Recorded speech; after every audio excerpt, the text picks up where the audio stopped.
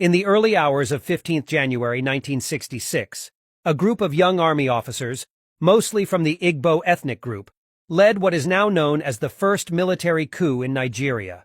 The coup was aimed at overthrowing the civilian government headed by Prime Minister Sir Abubakar Tafawa Balewa, whom the plotters accused of corruption, nepotism, and incompetence.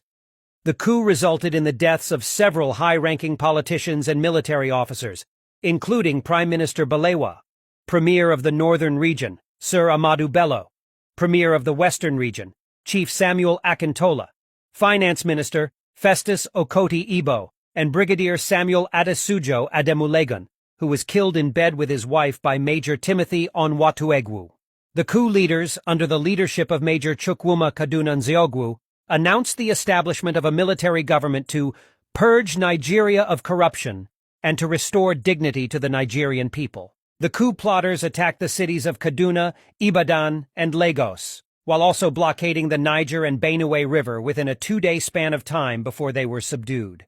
The general officer commanding the Nigerian army, Johnson Aguiyi Ironsi, was compelled to take control of the government of a country in upheaval, inadvertently putting Nigeria's nascent democracy on hold.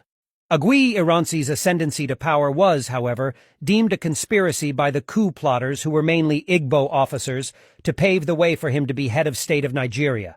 Aguiyi Ironsi was of Igbo extraction too. Consequently, the retaliatory events by northern members of the Nigerian army that led to deaths of many innocent Igbo soldiers and civilians, which eventually led to the Nigerian Civil War. The 1966 Nigerian counter-coup, or the so-called July rematch, was the second of many military coups in Nigeria.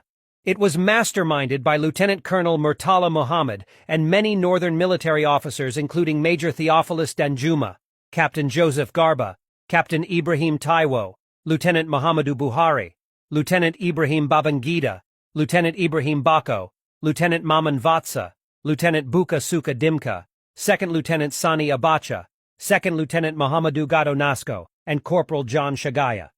The coup began as a mutiny at roughly midnight on 28 July 1966 and was a reaction to the killings of northern politicians and officers by soldiers of mostly Igbo extraction on 15 January 1966. The July counter-coup resulted in the murder of Nigeria's first military head of state, General Johnson Aguiyi Ironsi, and Lieutenant Colonel Adekunle Fajuyi, the military governor of western Nigeria, who was hosting a visiting Aguiyi Ironsi in Ibadan. At 4 a.m. on July 29, 1966, soldiers led by Theophilus Danjuma and Joseph Garba drove into Government House, Agodi, Ibadan. Their mission was to kidnap and kill Ironsi. The gentleman officer in Adekunle Fajuyi, however, took over. He refused to allow his commanding officer to be killed under his roof.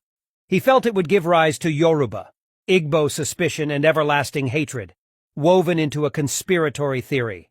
Unfortunately, he paid the supreme price for his courage. Upon the termination of Ironsi's government, the coupists installed Lieutenant Colonel Yakubu Gowon, a northern officer, as the head of state. The 1966 Nigerian coup and counter-coup were two significant events that shaped the country's history. The coups had far-reaching consequences on Nigeria's politics, economy, and social fabric, and their legacy is still felt today. The events of the coups serve as a reminder of the dangers of ethnic and religious tensions in a diverse society and the importance of building institutions that can withstand political instability and violence.